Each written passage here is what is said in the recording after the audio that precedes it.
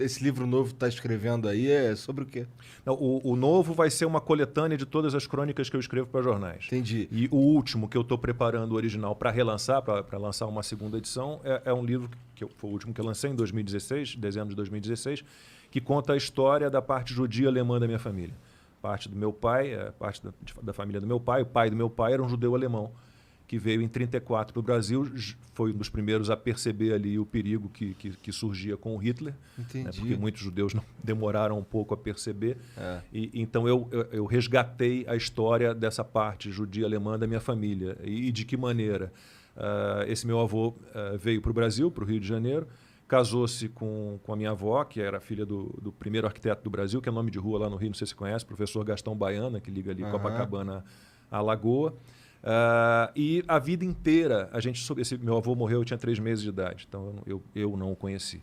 E a vida inteira a gente quis saber mais dessa parte, né, alemã, judia da família, e minha avó sempre desconversou, nunca gostou de falar de nazismo, de holocausto e da família na Alemanha, sempre negou que tivesse guardado cartas, correspondências ou alguma documentação da família na Alemanha.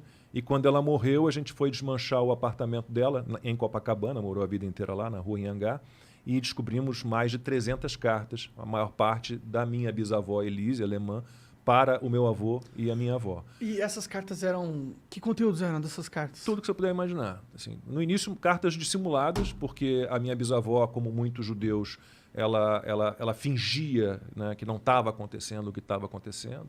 Né? Ela tentava se proteger de alguma forma. Né? Então, as cartas no início você vê muita dissimulação, você vê que ela não está contando o que realmente está rolando na Alemanha, mas a partir de um certo momento aí realmente ela começa a contar. Então, basicamente de que maneira a vida dos judeus na Alemanha as vidas foram se deteriorando, né, com a segregação, com a perseguição, né, até a solução final, que foi o extermínio interessante demais, dos judeus.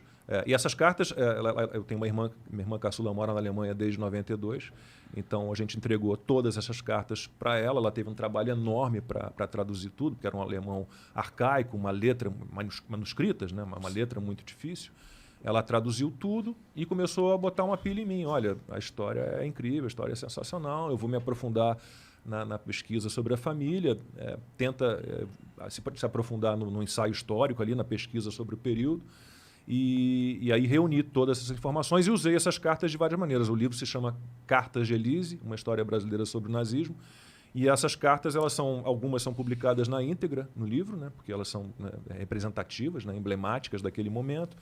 Algumas eu transformo em diálogos, então tem ali uma carta em que ela conta para o meu avô, e veio aqui o Levin, que era o cunhado dela, com um plano, já pensando em fugir da Alemanha, fugir do nazismo, com um plano de comprar uma fazenda em Blumenau, são tantos alqueires, não sei mais o quê.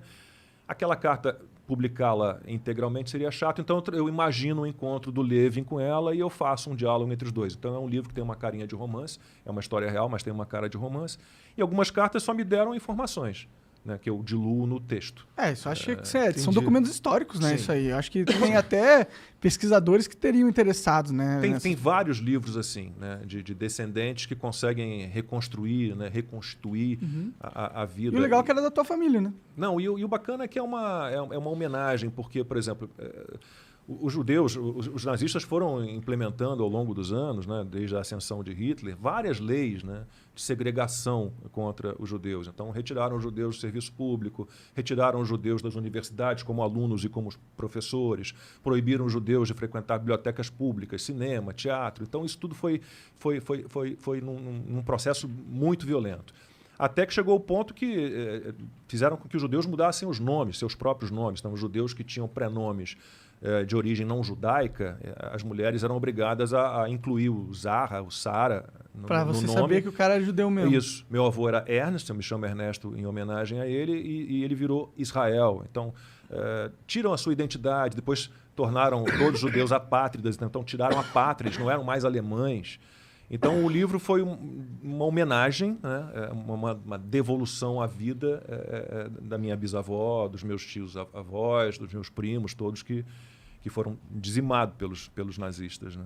Isso é uma parte da história humana Triste. Que é triste, é chocante, né, Eu já cara? fui chamado de nazista, né?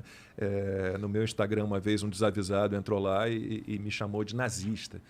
E era Pedro o nome dele, eu nunca esqueci porque é o nome do meu filho mais velho. E eu me lembro bem da resposta. Eu falei, Pedro, me dei o trabalho de responder no Instagram. Pedro, erro. Pedro, eu poderia recomendar a você vários livros sobre o nazismo, vários livros. Mas eu vou recomendar apenas um.